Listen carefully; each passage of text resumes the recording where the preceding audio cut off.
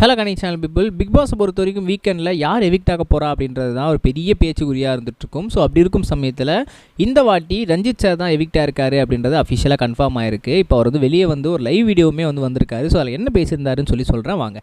முதல் மேட்ரு என்ன அப்படின்னு பார்த்தீங்கன்னா, ரஞ்சித் சாரை பொறுத்த வரைக்கும் எவிக்ஷனில் எனக்கு ஒரு பெரிய உடன்பாடு இருக்குது தான். ஏன்னா மக்களாகி நீங்கள் தான் ஓட் பண்ணி என்னை வெளியே போதும் நீங்கள் விளையாடுனது அப்படின்னு சொல்லி கூப்பிட்டு வரதில் எனக்கு சந்தோஷம் தான். வெளியே பார்த்தா நிறைய ரெஸ்பான்சஸ் இருந்துச்சு. நிறைய எனக்காக ஃபேன் பேஜஸ்லாம் ஓப்பன் பண்ணி நிறைய பேர் மீம்ஸ்லாம் போட்டிருக்கீங்க. அதெல்லாம் பார்க்கும்போது எனக்கு ரொம்பவே சந்தோஷமாக இருக்குது. உங்கள் அன்பும் ஆதரவுக்கும் ரொம்பவே நன்றி.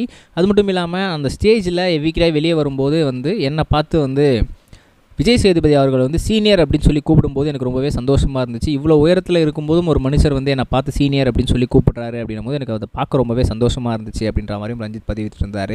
அது மட்டும் இல்லாமல் என்னை தாண்டி நிறைய பேர் உள்ள நல்லா விளையாடுறவங்க இருக்காங்க போல். எனக்கு இப்போ தான் அதுவே தெரியும். ஏன்னா நானும் நல்லா விளையாடிட்டு இருக்கேன், மக்களுக்கு நமக்கு பிடிச்சிருக்கு. ஸோ அதனால் மக்கள் நம்மளை உள்ளே வச்சுருக்காங்க அப்படின்ற மாதிரி நினச்சிட்டு இருந்தேன். என்னை தாண்டி நிறைய பேர் அங்கே உள்ள நல்லா விளையாடுறாங்க அப்படின்றது இந்த மாதிரி நான் எனக்கு எவிக்ட் ஆனதுக்கப்புறம் தான் தெரிய வந்துச்சு. நிறைய பேர் வெளியே வந்ததுக்கப்புறம் என் ஒய்ஃப் என் பசங்கள்லாம் சொல்லியிருந்தாங்க, நீங்கள் ரொம்பவே சாதுவாக இருந்தீங்க, நீங்கள் சாதுவாக இல்லாமல் எப்பயுமே இருக்கா மாதிரி ரொம்பவே நார்மலாக இருந்திருந்தீங்க அப்படின்னா ஸோ ஒன்றும் பண்ணியிருக்க முடியாது, நீங்கள் இன்னும் நல்லா விளையாடிருக்கலாம் அப்படின்ற மாதிரிலாம் சொல்லியிருந்தாங்க.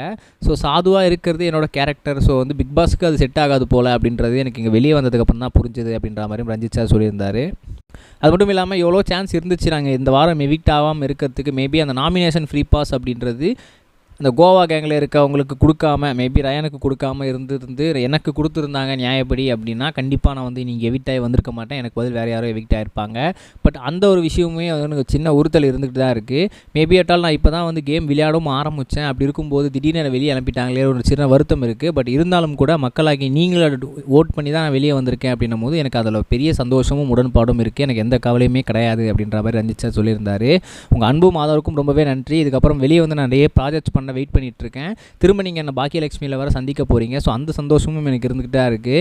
எப்பயாவது ஒரு வாட்டி பிக் பாஸில் பார்க்குறதுக்கும் டெய்லி நீங்கள் என்ன பாக்கியலட்சுமியில் பார்க்குறதுக்கும் எனக்கு வித்தியாசம் இருக்குது. ஸோ அதனால் நான் நிறைய படங்கள் இன்னும் கமிட் ஆக வேண்டியது இருக்குது. நிறைய படங்கள் டைரக்ஷனில் நான் வெயிட் பண்ணிகிட்டு இருக்கேன். ஸோ பிக் பாஸ் எப்போ இதெல்லாம் ஆரம்பிக்க போகிறேன் அப்படின்னும் போது இது ஆரம்பிச்சிடலாம் அப்படின்ற மாதிரி சொல்லியிருக்கிறாங்க.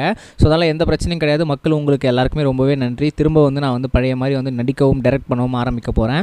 ஒரு 1 வீக் மட்டும் நான் ரெஸ்ட் எடுத்து திரும்ப பேக் டு த ஃபார்மாக ஸ்டார்ட் பண்ண போகிறேன் அப்படின்ற மாதிரியும் சொல்லியிருக்காரு. ரஞ்சித் சாரை பொறுத்த வரைக்கும் இன்னும் அவர் கொஞ்சம் அக்ரெஷனாக விளையாடி இருந்தாலும், ஒரு கேமில் கான்சியஸாக விளையாடி இருந்தாலும் இன்னும் கொஞ்ச நாள் இருந்திருக்கலாம். அவரோட ஃபிசிக்கும் சரி, அவரோட மென்டாலிட்டிக்கும் சரி, கொஞ்சம் காமாக விளையாடி ரொம்பவே சாதுவாக இருக்க போய் தான் அவர் வெளியே வந்துட்டார் அப்படின்றது நம்ம எல்லாருக்குமே தெரிஞ்ச விஷயமா இருந்துச்சு. அப்படியும் இல்லாமல் இப்படியும் இல்லாமல் நியூட்ரலாக இருந்தது தான் ஒரு பெரிய இம்பாக்டை கிரியேட் பண்ணிருச்சு அப்படின்னு தான் சொல்லணும். இதை பற்றி நீங்கள் நினைக்கிறேன் சொல்லுங்கள். நம்ம நெக்ஸ்ட் சொன்ன கைஸ் பை. இது வரைக்கும் கனெக்டிங் டிவிக்கு சப்ஸ்கிரைப் பண்ணனா மறக்காமல் சப்ஸ்கிரைப் பண்ணிக்கங்க. உடனடி அப்டேட்ஸ் பெறுவதற்கு நோட்டிஃபிகேஷன் பெல்லையும் கிளிக் பண்ணிக்கங்க.